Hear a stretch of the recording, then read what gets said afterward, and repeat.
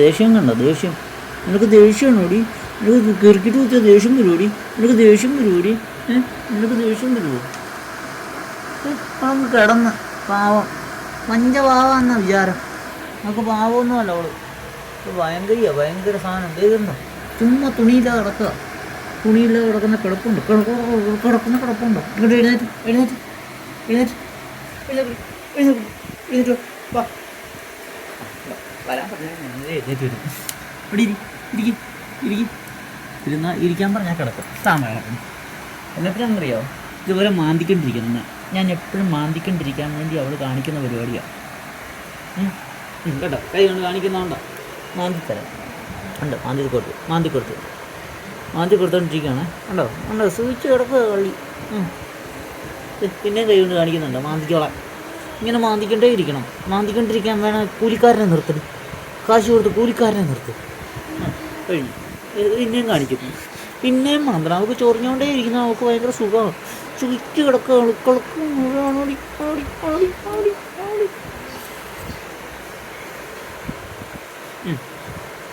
മാന്തി കഴിഞ്ഞില്ലേ?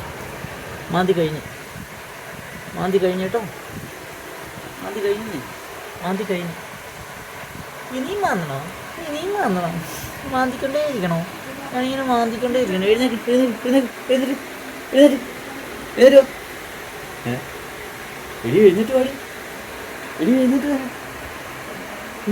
പാടി.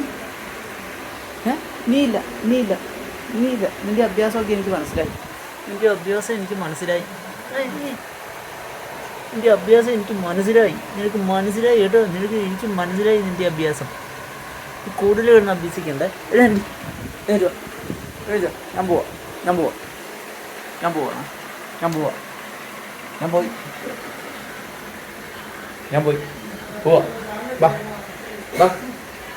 പാടി കുഞ്ഞേ. ഇതാണ് കുഞ്ഞി. വിളിച്ചാൽ വിളിപ്പുറത്ത് വരുന്ന കുഞ്ഞി.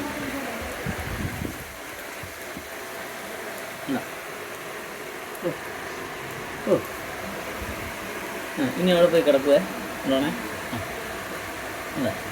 ഡി കുഞ്ഞി ഇങ്ങോട്ട് നോക്കി. ആരാ കുഞ്ഞിയാണോ? ആണോ? ഡി ഇവിടെ നോക്കടി. കളിപ്പണ്ണേ. ഇങ്ങോട്ട് നോക്കി. ഇങ്ങോട്ട് നോക്കി.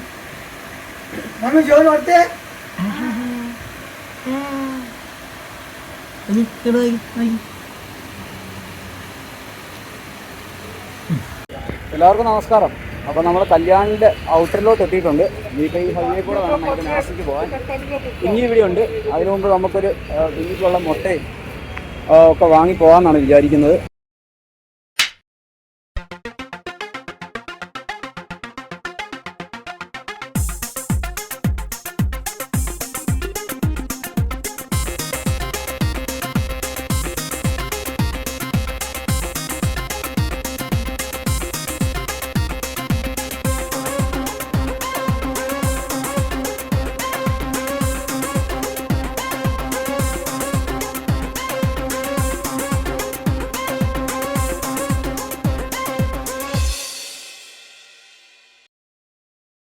അപ്പോൾ ഇവിടുന്ന് ചായയും വാങ്ങിച്ച് അണ്ടാപുരിജിയും വാങ്ങിക്കുവാണെങ്കിൽ ഏത്തപ്പഴവും കഴിച്ചിട്ട് രാവിലത്തെ യാത്ര. രാവിലെ എന്ന് പറഞ്ഞിട്ട് കാര്യമില്ല. ഇപ്പോൾ 10 മണി കഴിഞ്ഞിട്ടുണ്ട്. അപ്പോൾ 10 മണിക്കാണ് ഇന്നത്തെ ബ്രേക്ക്ഫാസ്റ്റ്. അതുപോലെ തന്നെ കുഞ്ഞിനെ ഒന്ന് ഇറക്കണം. അവൾക്ക് ഇച്ചിരി ബുദ്ധിമുട്ടായിട്ടുണ്ട്. ചൂട്. അവൾക്ക് ഇച്ചിരി വെള്ളമൊക്കെ കൊടുത്ത് എല്ലാം സെറ്റാക്കിയിട്ട് പോകാമെന്നാണ് വിചാരിക്കുന്നത്. അപ്പോൾ ശരി, യാത്ര തുടരുകയാണ്. അതുകൊണ്ട് അപ്പോൾ ഇവിടെ ഒരു ചെറിയ പയ്യൻ വന്നിട്ടുണ്ട്. ഇവൻ ഈ കടയിലാണ്. ഓക്കെ, യാത്ര തുടരാം. അപ്പോഴത്തേ നമ്മൾ ഹൈവേയിൽ കുറച്ച് ദൂരം ഇങ്ങ് പോകുന്നു. കുറച്ച് ദൂരം ഇങ്ങ് വന്നു കഴിഞ്ഞപ്പോഴത്തേക്കും നമുക്ക് ഒരു തണലൊന്നും ഹൈവേയിൽ കിട്ടിയില്ല. അപ്പോൾ നമ്മൾ ഇത് ഇട റോഡിലോട്ട് കയറിയതാണ്. ഇതൊരു പൈപ്പ് ലൈൻ പോകുന്ന റോഡാണ്. പൈപ്പ് ലൈൻ റോഡാണ്. അപ്പോഴത്തെ കുഞ്ഞിനെ ഇവിടെ ഇറക്കി കിടത്തിയിരിക്കുകയാണ്. കാരണം ഇനി അങ്ങോട്ട് വെയിലുണ്ട്. അതുകൊണ്ട് ഞങ്ങളൊരു 1-2 മണിക്കൂർ റെസ്റ്റ് ചെയ്തിട്ട് പോകാമെന്നാണ് വിചാരിക്കുന്നത്. ഇച്ചിരി ബുദ്ധിമുട്ടുണ്ട് യാത്ര. മറ്റൊന്നുമല്ല, നല്ല ചൂടായി തുടങ്ങി. അപ്പോൾ ചൂടത്തൂടെയുള്ള യാത്ര ആയതുകൊണ്ട് കുഞ്ഞിനെ ഒന്ന് ഇറക്കി കിടത്തിയതാണ്. അപ്പോഴത്തെ സൈക്കിളിലെ കെട്ടും പാണ്ടും ഒക്കെ എണ്ണം കൂടിക്കൊണ്ടിരിക്കുകയാണ്. മറ്റൊന്നുമല്ല, വഴിയിൽ ഓരോരുത്തർ ഓരോന്ന് വാങ്ങിച്ചു തരാൻ തുടങ്ങി. അതാണ് ഏറ്റവും വലിയ വേണ്ട എന്ന് പറഞ്ഞാലും അവരൊക്കെ നമുക്ക് സാധനങ്ങൾ വാങ്ങിച്ചു തരികയാണ്. ഇപ്പോൾ തന്നെ വെള്ളക്കുപ്പി തന്നെ നമുക്ക് 3-4 വെള്ളക്കുപ്പിയോളം ഉണ്ട്. അതുപോലെ തന്നെ ഉള്ളിലിപ്പം നമ്മുടെ സാധനങ്ങൾ ഫ്രണ്ടിലൊരു സ്റ്റാൻഡ് പണിതിട്ട് വേണം ഇനിയിപ്പം കുറച്ച് സാധനങ്ങൾ മുമ്പോട്ട് മാറ്റണം, കുറച്ച് സാധനങ്ങൾ എടുത്ത് കളയണം. അങ്ങനെ നമുക്ക് ഇത് ഫ്രണ്ടിൽ സ്റ്റാൻഡല്ല, ഒരു കാരിയർ പിടിപ്പിച്ചതിന് ശേഷം നമുക്ക് ഒരു ബാഗിൽ സാധനങ്ങൾ മുമ്പോട്ട് വെക്കാമെന്നാണ് വിചാരിക്കുന്നത്. അതുപോലെ തന്നെ ഫ്രണ്ട് സൈഡിലെ ഷോക്ക് ഒന്ന് മാറാനുണ്ട്. അപ്പോൾ ഇതെല്ലാം കൂടി ഒന്ന് ചെയ്യണം. 1400 രൂപയാണ് ഷോക്കിൻ്റെ വില. അപ്പോൾ അത് ഈ എല്ലാ കടയിലും കിട്ടിയില്ല, അതാണ് ഏറ്റവും വലിയ പ്രശ്നം ഈ സൈസിലുള്ളത്.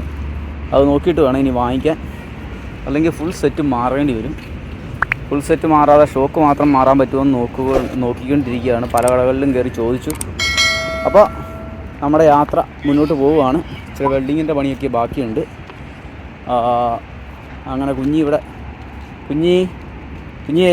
ഡി മണ്ണിൻ്റെ അകത്ത് മണക്കുക തുമ്മിക്കളിക്കുക. കൊടുത്ത ബിസ്ക്കറ്റ് ഇച്ചിരി കഴിച്ചിട്ട് അവിടെ വെച്ചിട്ടുണ്ട്. അപ്പോൾ ഒന്ന് റെസ്റ്റ് ചെയ്ത് കഴിഞ്ഞാൽ അവൾ അത് കഴിക്കുമെന്ന് വിചാരിച്ചിട്ട് ഞാനിങ്ങനെ റെസ്റ്റ് ചെയ്യുകയാണ്. അപ്പോൾ ശരി, താമസിയാതെ നമ്മുടെ യാത്ര മുന്നോട്ട് പോവുകയാണ്. ഈ പൈപ്പ് ലൈനിൻ്റെ ഇടയിലുള്ള സ്ഥലത്ത് നമ്മൾ വെയിറ്റ് ചെയ്യുകയാണ്. സമയം 4 മണിയായിട്ടുണ്ട്. ഇപ്പം നമ്മൾ മുമ്പ് ഉദ്ദേശിക്കുന്ന പോലെ ഒന്നും കാര്യങ്ങൾ നടക്കില്ല. കാരണം മറ്റൊന്നുമല്ല, പകൽ കുറവാണ്. 5 മണിയാകുമ്പോൾ ഇവിടെ സൂര്യൻ അസ്തമിക്കും, 5-5:30 ആകുമ്പോൾ. അതുകൊണ്ട് നമ്മൾ പതിയെ പോവുകയാണ്. പോയിട്ട് എവിടെയെങ്കിലും സ്റ്റേ ചെയ്യാമെന്നാണ് വിചാരിക്കുന്നത്. അടുത്തത്തെ ഹൈവേയിലായതുകൊണ്ട് കുറച്ച് ദൂരം ചെന്ന് കഴിഞ്ഞാൽ പമ്പ് കാണുമെന്ന് പ്രതീക്ഷിക്കുന്നു. ആ പ്രതീക്ഷയിൽ പോവുകയാണ്. റോഡ് പണി നടക്കുന്നതുകൊണ്ട് നമ്മൾ ഉദ്ദേശിക്കുന്ന കിലോമീറ്റർ ഒന്നും പോരാൻ പറ്റുന്നില്ല. രാവിലെ 9 മണിക്ക് ഇറങ്ങി 1 മണി വരെയുള്ള യാത്ര നമുക്ക് സാധിച്ചത് ഒരു 15 കിലോമീറ്ററാണ് പോരാൻ പറ്റിയത്. കാരണം അതുപോലെ തിരക്കാണ് വഴി. അതോടൊപ്പം തന്നെ റോഡിൻ്റെ പണി നടക്കുന്നത്. അതുകൊണ്ട് ഉദ്ദേശിക്കുന്ന പോലെ യാത്ര ഇപ്പോൾ മുമ്പോട്ട് പോകുന്നില്ല. അപ്പോൾ പൂർവാധികം ശക്തിയോടെ നമ്മൾ മുമ്പോട്ട് പോകാനുള്ള ശ്രമത്തിലാണ്.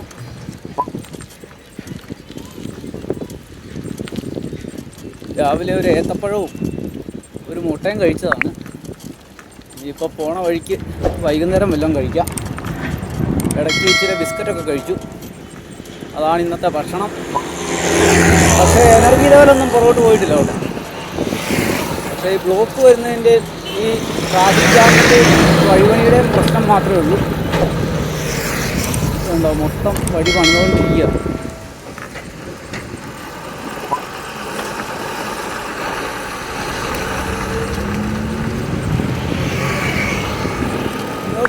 വെളിയിലോട്ട് ഇറങ്ങിയപ്പോൾ മൊത്തം കല്യാണിൻ്റെ വെളിയിലോട്ട് ഇറങ്ങിയപ്പോൾ മൊത്തം നമ്മുടെ ദാബകളുടെ കളിയാണ്. എവിടെ നോക്കിയാലും ദാബ മാത്രം. പക്ഷേ പൊടി തിന്ന് വേണം ദാബയ്ക്കകത്തൊക്കെ ഇരുന്ന് ഭക്ഷണം കഴിക്കാൻ. അതുകൊണ്ട് നമ്മൾ പൊടിയില്ലാത്ത ഒരു പ്രദേശം തപ്പി പോവുകയാണ്. അല്ലെ പാഴ്സൽ വാങ്ങിച്ച് പോവുക എന്നുള്ളതേ ഉള്ളൂ. പൊടിശല്യം ഇല്ലാത്തടത്തിരുന്ന് കഴിക്കുക.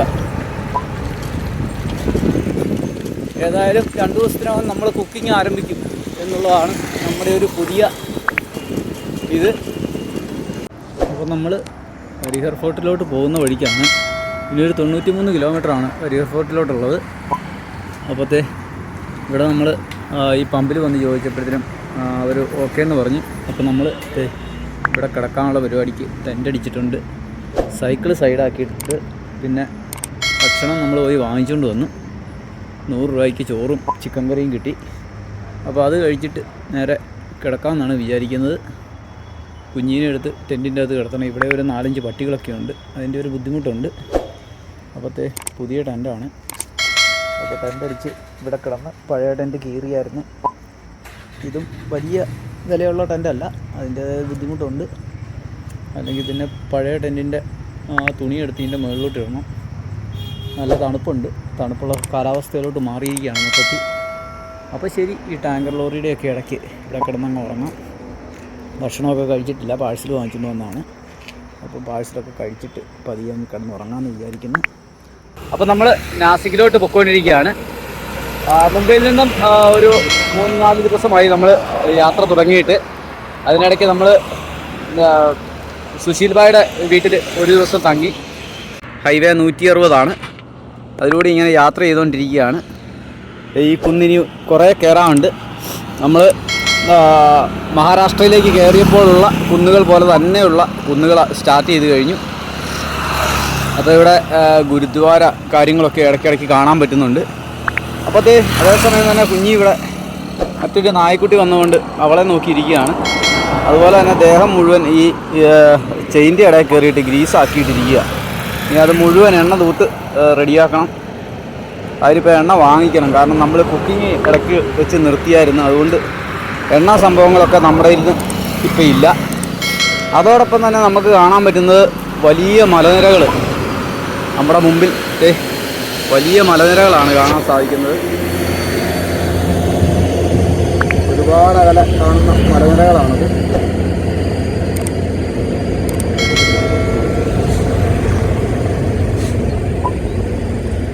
അപ്പോൾ ഈ മലനിരകളുടെ കാഴ്ചകളൊക്കെ കണ്ട് നമ്മൾ പതിയെ മുന്നോട്ട് പോവുകയാണ്.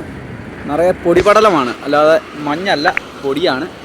അതുപോലെ തന്നെ താഴെ ഒരു വലിയ കുളമൊക്കെ കാണാൻ പറ്റും. അപ്പോൾ ഈ കാഴ്ചയൊക്കെ കണ്ട് നമ്മൾ ഈ വഴിയെ മുമ്പോട്ട് പോവുകയാണ്. അപ്പോഴത്തേക്ക് നമ്മൾ മുമ്പോട്ട് പോവുകയാണ്. ഒരിറക്കമാണ് കിട്ടിയിരിക്കുന്നത്, അതുകൊണ്ട് തന്നെ പോകാനൊരു സുഖമുണ്ട്. പിന്നെ നമ്മളിപ്പോൾ പഞ്ചാബിൽ നിന്നുള്ള ഒരു റൈഡറെ കണ്ടു. അദ്ദേഹം മുൻപ് സൈക്കിളിൽ കേരളം സന്ദർശിച്ചിട്ടുള്ള ആളാണ്. ദേവ് എന്നാണ് പേര്. അപ്പോൾ അദ്ദേഹത്തെയൊക്കെ കാണാൻ സാധിച്ച് അങ്ങനെ രാവിലെ തന്നെ നമ്മുടെ യാത്ര വളരെ കുഴപ്പമില്ലാത്ത രീതിയിൽ നല്ല രീതിയിൽ പോകുന്നുണ്ട്. ഇനിയിപ്പോൾ മൊബൈലിൻ്റെ സെറ്റിങ്ങൊക്കെ പഠിച്ചാലേ ഉള്ളൂ ഈ വോയിസിൻ്റെ ഒക്കെ സെറ്റിങ് കിട്ടത്തുള്ളൂ. അപ്പോൾ അത് നമുക്ക് വലിയ കാര്യമായിട്ട് അതിനെക്കുറിച്ച് ഇപ്പോൾ ബോധ്യമില്ലാത്തതുകൊണ്ട് നമ്മളൊരു മീഡിയം ലെവലിൽ അങ്ങ് പോവുകയാണ്. ഇനിയുള്ള കാഴ്ചകളൊക്കെ അതിനെക്കുറിച്ച് പതിയെ പഠിച്ച് എടുക്കണം. നമ്മൾ സുശീൽ ഭായിയുടെ അടുത്തു നിന്നാണ് മിനിങ്ങാന്ന് പോകുന്നത്. അതും വഴിയിൽ വെച്ച് കണ്ട ഒരു പരിചയമാണ്. അതുപോലെ തന്നെ മുമ്പ് നാരായണേട്ടൻ്റെ അവിടെ കിടന്നതും ഷെഫീഖിക്കായുടെ വഴിയിൽ വെച്ചുള്ള ഒരു പരിചയമായിരുന്നു. താനയിൽ വന്നപ്പോൾ വഴിയിൽ നിന്ന് പിടിച്ചോണ്ട് പോയി കിടത്തിയ ആളുകളാണ് വർക്ക്ഷോപ്പിൽ.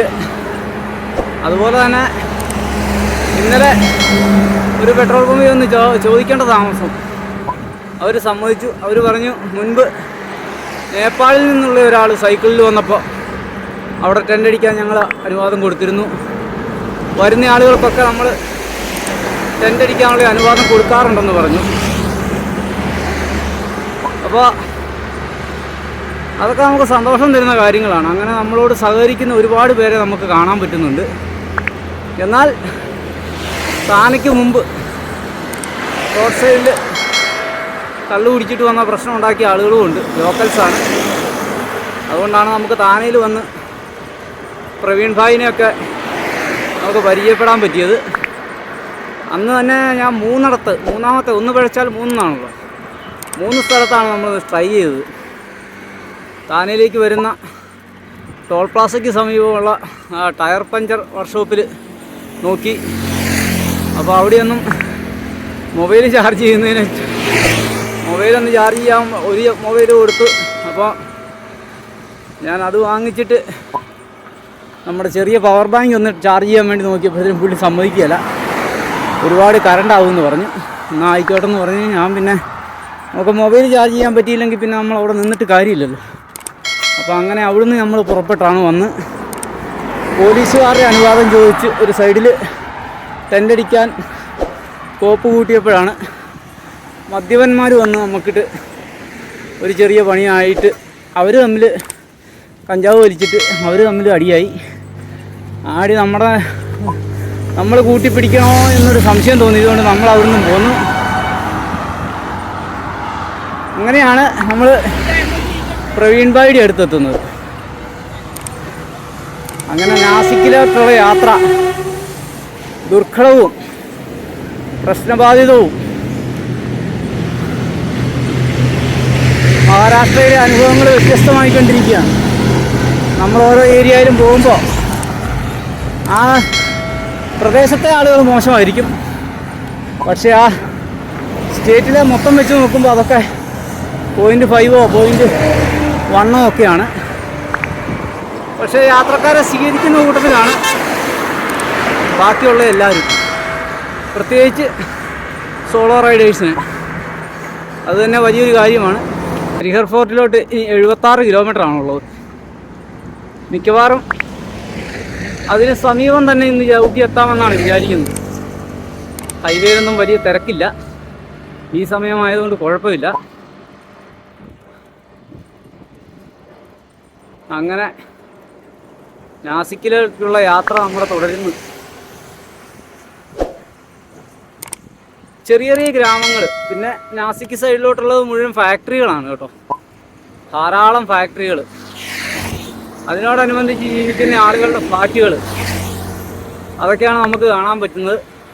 പിന്നെ വഴി സൈഡിലൊക്കെ ചെറിയ ചെറിയ കടകളേ ഉള്ളൂ. ടൗണുകളൊക്കെ ഉള്ളിലാണ് കുറച്ചൊക്കെ. അപ്പം നമ്മൾ തണുപ്പിനോടനുബന്ധിച്ചുള്ള 1-2 സംഭവങ്ങളൊക്കെ വാങ്ങിച്ചു. അല്ല പിന്നെ നമ്മുടെ യാത്ര ബുദ്ധിമുട്ടാവും. ചെവിയിൽ കാറ്റടിച്ചു കഴിഞ്ഞാൽ വലിയ പ്രശ്നമാണ്. ഇനി അങ്ങോട്ട് ഹരിഹർ ഫോർട്ടിന് അങ്ങോട്ടൊക്കെ ചെല്ലുമ്പോൾ നല്ല കാറ്റുള്ള ഏരിയയാണ്. അതെ സാർ. कश्मीर അജി कितना दिन से ट्रैवल कर रहे हैं? अजी कितना दिन से ट्रैवल? 13 महीना हो गया। अभी आप कहाँ से मतलब आए कहाँ? मैं अभी ये ताना मुंबई से, स्टार्ट कहाँ से किया था? केरला से शुरू है। केरला से हाँ स्टार्ट किए हो? हाँ, अभी कश्मीर की तरफ? नहीं, पूरा स्टेट देखे जाता है। हाँ वही, अभी पर कश्मीर हाँ, की तरफ जा रहे हैं। केरला से कश्मीर 13 महीना हो गया। हाँ। 13 महीना हो गया। डेली कितना किलोमीटर ट्रैवल? वो बोल नहीं सकता, पहाड़ एरिया है ना।